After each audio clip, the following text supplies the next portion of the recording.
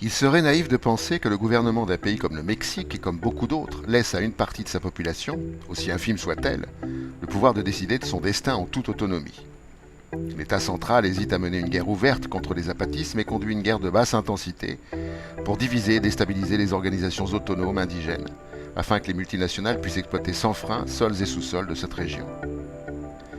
La première tactique consiste à opposer les communautés indigènes non zapatistes aux communautés zapatistes, en promettant argent et développement première contre des cessions de leur territoire et de celui des zapatistes. Le tourisme est le vecteur de cette déstabilisation. Projets de routes et d'autoroutes, d'hôtels et de résidences touristiques fleurissent qui provoquent l'expulsion des populations. La deuxième tactique consiste à faire peser une menace armée en laissant opérer des groupes paramilitaires qui utilisent l'intimidation au mieux et le meurtre au pire, comme à Actéal le 22 décembre 1997, où 45 personnes, hommes, femmes et enfants, furent massacrés pendant leurs prières dans leur chapelle.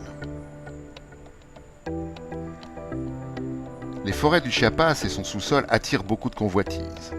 Bien que Pemex, consortium pétrolier contrôlé par l'État mexicain, ait fermé l'exploitation de 31 plateformes après le début de la rébellion, les appétits sont toujours vivaces. Gaz, pétrole, minerais de barytine, d'or et de cuivre sont les prochaines cibles des multinationales. D'autant que la loi minière de 1993 accorde aux concessionnaires le droit d'obtenir l'expropriation, l'occupation temporaire ou la servitude de terre pour mener à bien les œuvres et travaux d'exploration, d'exploitation et de bénéfices.